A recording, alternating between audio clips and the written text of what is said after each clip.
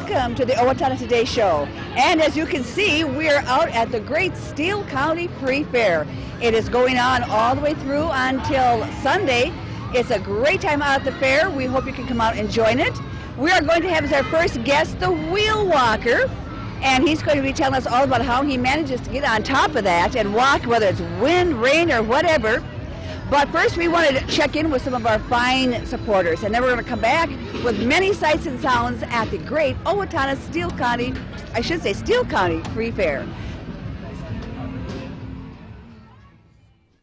Hi, I'm Jody Voisin with the staff at Fairview Animal Medical Center, your other family doctor. Fairview Animal Medical Center is a proud supporter of the Owatonna Today show. Recreational fires are allowed within the Owatonna city limits.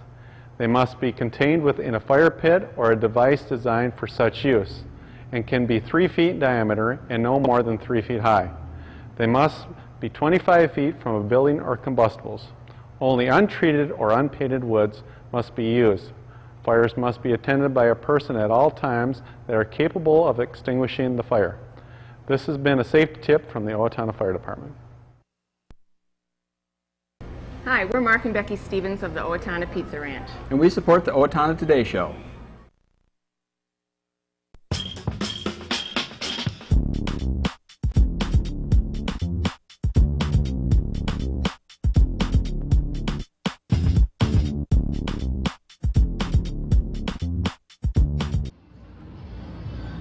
We are back out at the Steele County Free Fair, and our guest is the wheel walker that you've heard so much about. His name is Bardo Garcia. Thank you for being here with us today, Bardo. And first of all, we want to tell everybody that your shows can be seen at what time of the day? Today we're going to have shows at 5:30 and 8 o'clock. Over the weekend, we're going to have shows at 2:30, 5:30, and 5 o'clock. 8 o'clock, I'm sorry. Now, I do want to ask you, when we have cloudy skies and it's windy, what kind of conditions will you not go up there under? Well, for one, if it starts to rain, that's one we cannot do it. And also if we have lightning, that's another, because they won't even let us operate the ride if there's lightning. But other than that, it's a little windy, but it's still, I'll get up there and basically, as we say, you play it by ear. Mm-hmm. If it's good enough for me to walk, if I feel like it's safe enough for me to walk, I will do the walk. If not, then I have to calm down. And how many years have you been wheel walking? I've been wheel walking since 1992. That was the first time I ever went up on a Ferris wheel. Now, I didn't just say, oh, I'm going to go up on a Ferris wheel and walk. No, I come from a background of circus performers and carnival owners. We come from 8 generations of circus performers. The whole family on my mom's side is all circus owners and performers. And on my dad's side, we come from 12 generations of carnival owners. All my dad's family owns carnivals, rides, and stuff like that. So my dad, being a kid that his parents owned the carnival, they would play around going up on the Ferris wheels and all the different rides, trying different daredevilish stuff. So when he got married to my mom, who was in the circus, he ran away and joined the circus. That's why we're here. People really do that? Yes, they do. He did it when he was 12 years old. He ran away from the circus. This is back in Mexico. When he was 12 years old, he ran away with the circus. Lived his whole life, or lived part of his life in the circus until he turned about 22. He met my mom. They dated, or went boyfriend, girlfriend, I don't know how you want to call it, for 3 years, and then they got married when he was 25. This was back in 1972. So a year later, I came around, and I grew up in the circus. I was born in the circus. I've got 2 other brothers and a sister. I've got a brother who's 2 years younger than me. I've got a sister who is 15 years younger than me, and a brother who's 18 years younger than me. Now, mind you, these are all the same parents. Both of the same parents. The reason is that being in the circus, we had to be able to do the acts by ourselves, my brother and I, because we used to do the flying trapeze. And my mom was one of the ones that flew with us. So until my brother turned 12, we were able to, keep up by ourselves. Then she decided to have another baby, which we had our sister. And then a couple years later, we had our brother. So there's 4 in the family. We're all daredevils or circus performers, whichever you want to call it. Being that my dad was the first one that ever walked on the wheels down in Mexico, and then when he came here, we did it for a few years. And then in '92, he said, "How do you guys want to try this?" So we went up there, We actually laid on top of the umbrella of the, you know how they have the umbrellas on the right. We laid there just looking down, contemplating the area. Do you have to desensitize yourself to the height for a while? That's mainly, it wasn't so much the height, it was the wobbling of the wheel, because the wheel wobbles. So as it stands, when I'm up there, any kind of movement that I make, the wheel shakes a little bit. So when it starts going, not only is it turning, but it's also shaking side to side. It gives it a little bit of a zigzag effect. But we sat up there for about an hour, and then he said, do you, either one of you want to walk it, or we wait till tomorrow? Because there's really no way of doing any safety devices, or we do it without any safety harnesses, or no nets down here, no balancing poles. It's all freehand. It is very dangerous, but with practice, and people ask me, how do you practice? Very carefully. It can be done. Now, does it go the speed that we saw this wheel going in, or is it slowed up somewhat? It all depends on it's got 3 speeds. It all depends on the wind. Unfortunately, I haven't been able to walk, but in the first speed, which is still pretty good. It's a pretty good speed because of the wind. The wind, sometimes you get a gust of wind, and it makes it more dangerous because it could push me off the wheel. It's not so much forwards or backwards, but it can push me off to the sides. And if it pushes me towards the inside, I'd probably be fine because I have the seats to go, or the gondolas to fall on. But if it pushes me to the other side, I've got nothing but the ground, almost 100 feet beneath me. Has that ever happened and you've had to grab on and hang on for dear life? Yeah, about 4 years ago, I was walking this particular kind of wheel, not this one, but this particular kind of wheel, because there's 3 different wheels. They have the Duchess wheel, the Century wheel, which is this one. It's 98 feet to the rim iron where I walk. They have the gondola wheel, which is 105 feet to the rim iron, and then they have another one that's called the Duchess wheel, which is 120 feet. Wow. You know, they go bigger and bigger. And this kind of particular wheel, 4 years ago, I was walking, and one of the pins caught my pants. So when I felt it tugging on my pants, I yanked my foot, and when I yanked it, my pants ripped, and it actually flung me off of the wheel towards the empty space. I was able to turn around and grab a hold of the railing so that I wouldn't fall. And people were like telling me, well, what are you going to do now? You still going to walk it? I was like, yeah. I stood up and kept on walking. Oh, you finished? Yes, I finished the show. Because how they say, the show must go on. And how long do you do this? For 2 minutes, 3 minutes, 5 minutes? It all depends on the speed of the wheel. We try to get one complete revolution of the wheel. If it's in the slow speed, it takes about 5 minutes. If it's in the faster speed, it takes a little less time, obviously because it goes around. Also, we can't... people say it's just walking, but it is tiring when you're up there because you're not walking on a flat surface. It's a curved surface, and it's got a small piece. It's like an angle iron that I'm walking. I have to walk on top of it with one of my feet kind of on top and on the bottom, so it makes it more uncomfortable. Plus your muscles are probably tensed up in your legs too, aren't you? Yeah, especially the legs, yeah. And people ask me, what is it that you do to do this what kind of training or exercises? Yeah. Well, we do a lot of running, jogging, swimming, which is also good for the whole body. Everybody knows that. But as far as warm-ups and stuff, I actually do warm-up behind the wheel. I'll be running back and forth, get my legs warmed up for me to be able to do it without any problems. Now you have kind of merged the two together, the act, the circus, and the carnival owning, right? Yeah. You have several different rides here? Well, here the rides are not ours. We have a circus under the big top. Oh, right. We've actually come here about 7 years ago. We came and put on our show with our big top here in this particular place, in this particular log fairgrounds. But we haven't been able because there's so many cities around the country that we try to get every single city. Have the people bring the show to where people can't drive 40, 50 miles to go to see the big cities. We bring it to the smaller cities now, or towns. We have a whole full circus show, which includes the space wheel. It's a wheel, or the wheel of death. It's like a pendulum type of thing that goes around up. It goes from 3 feet to 40 feet and back and forth. We have the motorcycles and the globe of death. The ball. That's been here. We have that also. Okay. We also have a human cannonball, which we know has been here. Years, yeah. Yes. But we don't just bring one of these things at a time. We bring them all together. So we try to do as much circus as we can, plus the Ferris wheel walk. So that keeps you very, very busy, doesn't it? Yes, it does.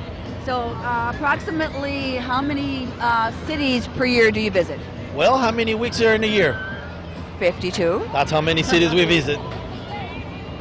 Okay, now once again, in case someone just joined us, what are the times you'll be wheel walking? Thursday at 5:30 and 8 o'clock. Friday, Saturday, and Sunday at 2:30, 5:30, and 8 o'clock. Great, we hope to see you back next year.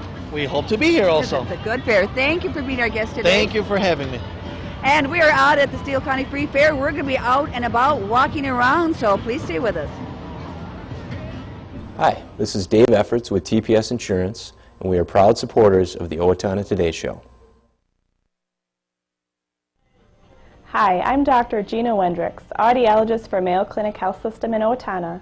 I provide comprehensive audiology care for your entire family. This includes full diagnostic, speech and hearing evaluation services, and treating people of all ages with hearing loss, tinnitus, dizziness, and balance disorders. We offer a full line of hearing aids that I can custom fit and repair. To schedule an appointment with me, please call 451-1120. I look forward to meeting with you. I needed more than just another dead-end job. I wanted a career, so I expressed myself. With the kids off to college, I decided it was time for me to go back to work and express myself. Express got me in touch with some really great companies. Now, I'm on my way to a great career. Express Employment Professionals is in contact with thousands of companies in need of quality employees. Come in now and get the job you deserve. Express yourself today. Hi, I'm Doug Johnson with the Owatonna Business Incubator. We're here to help small businesses start and to grow. We're a proud sponsor of the Owatonna Today Show. Hi, my name is Dave Olson and I'm with R&K Electric, where we provide power to the people. We're proud supporters of the Owatonna Today Show. Fair time in Owatonna, Minnesota's biggest county fair. The Steele County Free Fair runs August 14th through the 19th. Take in the brand new Gold Star Midway with over 40 thrilling rides, 3 free entertainment stages. The Minnesota State Lottery proudly presents the Wheel Walker high above the Midway on the 85-foot Ferris wheel, 2 free performances daily. What a show! It's the biggest reunion in the State of the Union. The Steele County Free Fair, August 14th through the 19th in Owatonna.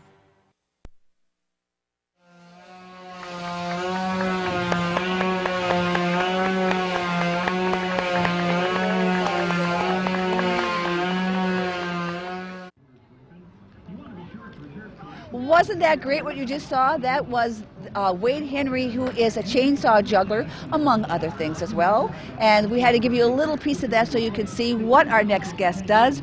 Thank you for being a guest in our show today, Wade. You're welcome, Betty. It's good to be here. Now, first of all, I want to ask you, how many years have you been doing this crazy juggling? Oh, I've been at it for over 20 years now as a juggler. Really? How did you get into the chainsaw, juggling chainsaws? Well, you start with the easy things first, of course. First you're a ball juggler, then when you get really proficient and good and you can do numbers of balls and tricks, you go to clubs, and then you just keep challenging yourself. And it just went step by step until finally the chainsaw was the thing.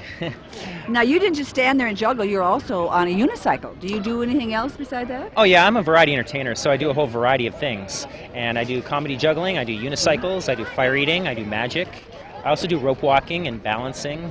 And definitely I like to engage the audience, so I like to do a lot of audience participation. And that you really did, and you had the audience, I looked around, you had them captivated. Yeah, they really enjoy the live show, and it's exciting. I know it's exciting for them, it's exciting for me too to be performing. And when you're doing something like chainsaw juggling, it does stop people and it draws them in. It does. It does, yeah. Now, where are you from originally? I grew up in London, Ontario, Canada. I'm a Canadian. Now, I've been living in Florida now for about 17 years, and that's my home base, but I perform on both sides of the border. I do a lot of fairs and festivals all over the country. About how many states do you travel around to each year? Well, I know last year I did 36 states, and I didn't perform in every one of those 36 states. I performed in maybe 18 or 20 states. And do you do, your show is about how long? I do a 30-minute act. With the finale. With the finale. And the finale, of course, is the chainsaw. Yeah, it usually is juggling the chainsaw. You always leave the best for the finale. And I also ride a 10-foot high unicycle. Sometimes I use that as a finale. Now you have great audience interaction as well. Is that always a part of your show, or just as you became more comfortable did you like to include the audience more? Well, it definitely has to become part of the show, because if not, it's kind of like they're just sitting there watching television. That's true. This is a live show, so it has to have some life in it, and in order for that to happen, you have to engage them and get them to contribute to the show as much as you do. If you're both creating the show, then it really is a live show. Now, is this all you, or do you have a comedy writer? Because you were pretty funny. Yeah. Oh, you got to have fun, and I have a lot of fun with what I do. I mean, it's a very serious world right now, for a lot of reasons, and people get it all through the news all the time. But when they come here, you got to take them away from all that and show them how unserious life can be. And where are we going to find you performing out here? And do you know the times? My next show is at 5 o'clock in the Yesteryear Village. Okay. I perform on 1 or 2 stages a day. There's 3 stages here on the fairgrounds, and I'm scheduled. You can see your schedule to see when I'm performing for those. In addition to that, I'm also roaming the grounds and I'm doing some street shows. So if you miss him at the KRFO Radio 10 Theater or the Village of Yesteryear or the Fair Square where a number of people perform, you can catch him just walking around. That's right. That'll be great. His name is Wade Henry. Thank you for being a guest with us today. Thank you, Beth. And hopefully you'll be back more years. Yeah, I hope so too. It's a really great audience here. Okay, this is Betty Johnson, and stay with us. We've got lots more fair to come.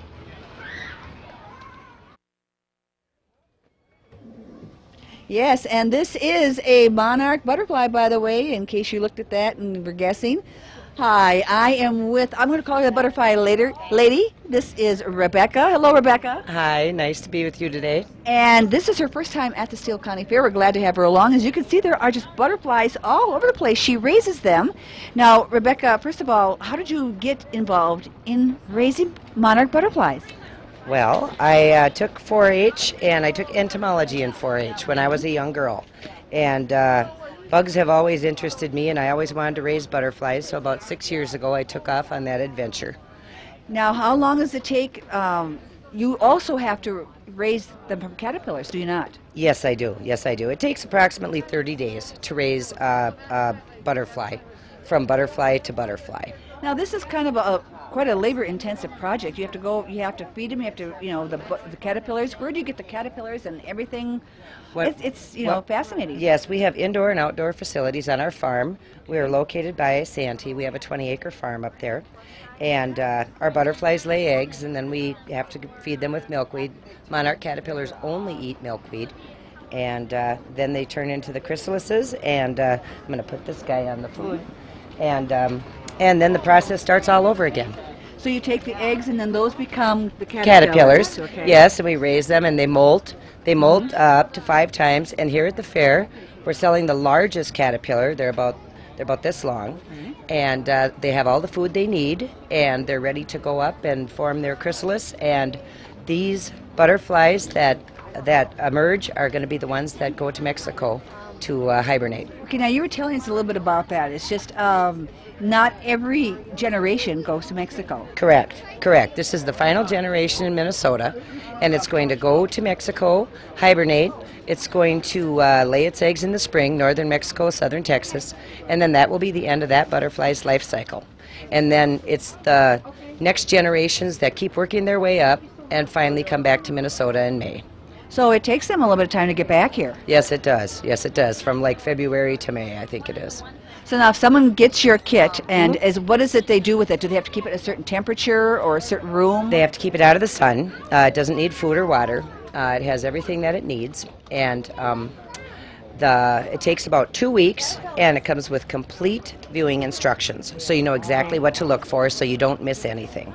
What a great educational tool it is for kids. It is, yep. It takes about 2 weeks in this weather. The cooler the weather, it could be a little over 2 weeks. Now, why don't you tell everybody where we can find you? We are at the Steele County Free Fair. It's my first year here. Sorry, I didn't roll that one out well. But we are by the petting zoo on the north side of the racetrack, south side of the road. On Leisure Lane. On Leisure Lane. On Leisure Lane. I didn't know the name of the street.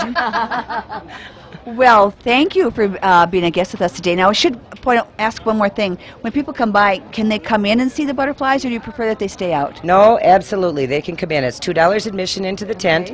The kids just love it. The adults, if they want to come in and take pictures, it's a great picture-taking opportunity. The kids learn about the butterflies, male, female, how they eat, how they taste. They get to feed them. And I also have some painted ladies here. They get to see their eggs. They lay them on thistle. They're blue eggs. And it's just a real educational experience. And it's been fun. Thank you. Thank you. Thanks for stopping by. And we hope you can catch them as well, too. Out at the Steele County Fair, I am Betty Johnson. We are now in the Four Seasons. There are so many vendors and so many things to see in the Four Seasons. Just inside the front door a little bit, and by the back door of the side, we are with a place called Handbags by Jean, and we are with one of the proprietors, Ken. Hello, Ken. Hi, nice to meet you. Now, Ken, first of all, you are out of where? Wing, Alabama, South Alabama. Alabama. And all these bags we see here are handmade, are they not? Correct, that's right. My family's been in the bag business for 47 years. My mother started our business 47 years ago, making a machine washable handbag. Very durable materials. We stand behind them 100%. We guarantee everything we make against defect. And he has a sign that says proudly made in the USA. And we do have a couple of examples here of the butterfly bags. They are beautiful butterflies. And I see that they've got several. This one's got double zippers on it, which is nice to have for your cell phone in one and things in that. Yes. And also, tell us about the different kind of bags you have. You have big bags, little bags. That's right. We have adjustable shoulder strap bags, several different sizes, small, medium, large, and just all in between, basically. But the key things to note about us is machine washable, lots of pockets, and we stand behind them 100% guaranteed. And I see also you have over here fanny packs too. That's correct, fanny packs. We have a designer fanny pack actually that's not a fat fanny pack, it's a flat fanny pack. So yeah, it's been a good seller for us. Now your family makes the bags. Do they do the designing of them as well? Because there's quite a variety of designs I see. Absolutely. Some of the designs is mine in particular, but my mother, she's a lot in the design work in the bags. But yeah. The customer actually designs a lot of our bags too, because we take the input from the customer and put it to work in the bag. Good idea. Now, this is your first time at the Steele County Fair, is it not? That's correct. Absolutely. This is the first time. We're just checking the waters here. We're at the State Fair, of course, for years we've been, but we're just stopping in and checking this one out. Yeah. So how did you hear about the Steele County Fair? Well, I've got some friends that have been doing this for years and have really good success here and enjoyed being here. You know, it's like a big family fun fair, you know, so come check it out. How have things been going for you so far? Absolutely, it's fantastic. The welcome that we've gotten here, the people really appreciate the quality that we've got in the handbags, so it's been very good. Looking forward to next year. Now, you travel around to many other fairs, or do you just have a certain season you do that with, a few months, or the whole year? Well, pretty much the fall of the year. I've traveled anywhere from Maryland, Pennsylvania, just, you know, like that, down south, quite a few shows down south, but this is about as far away as we get. So is the Minnesota Fair one of your last fairs then? No, it's actually, this is just kind of getting us started. We work on up into October. But the Minnesota State Fair is actually one of the biggest shows that we do, for sure. Okay, and then you go home and then start making more bags again? That's right. We make bags all during the winter and the fall and start back in the spring. We've got a few shows in the spring, but this is the peak of the season right here. Okay, he's inside the Four Seasons, not far from the scoreboard if you want to stop by and say hi to Ken and buy a bag made in the USA. Thank you for joining us today on the Owatonna Today Show, and we hope to see you back here. Come on out to the fair. There's such a wonderful amount of things to see and do. I'm Betty Johnson. Thanks for joining us. Hi, Warren Abraham, Abraham Consulting Technologies, your one-stop technology shop. We support the Owatonna Today Show. Owatonna Public Utilities, real people, real reliable, real progress. Making life a little easier day after day, taking pride in our community, listening to what you say, a voice you can talk to. We're growing with you in mind in everything we do. Owatonna Public Utilities. Hello Hello, I'm Sean McNulty with Brookdale Senior Living, Sterling House in Clarebridge, and we're a proud sponsor of the Owatonna Today Show. We are back with Fair Secretary Jim Gleason, and we want to ask you, Jim, very quickly, how have things been going so far this year? Oh, things have been going great, Betty. I think the weather's going to be good here the rest of the way, it sounds like. The crowds have been good, and of course we're coming into our biggest days here now. I'm just out with Terry Weiss, Evaluation Superintendent. We're out handing out awards to the best looking stands and the best foods and the best bargain and all that. So this is kind of one of the fun parts of the job. I bet it is. And real quick now, as we wrap up 2012 and look forward to 13, what's the slogan for next year? I got to look right back here. Here it is right here. The place to be seen in 2013. So that's the theme for next year. So we're already able to start planning for that right after this fair is done. But you need to be seen right out here now. So come on out, check out the fair. And that's going to do it for this year. So thank you for joining us.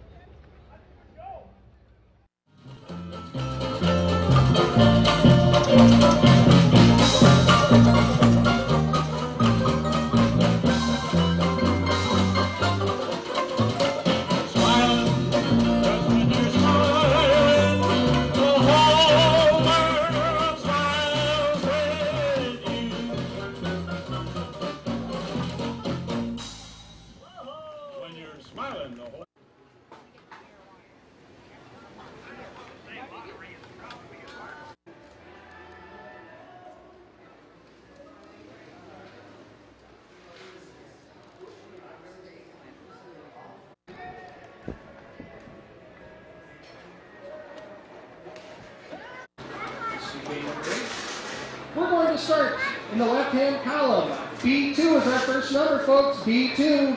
B2. We're going to travel all the way to the left-hand side of the card, and it's going to be I-2-3. All right. Finally, a caution. It's a fun way to cook. So you just get it out here.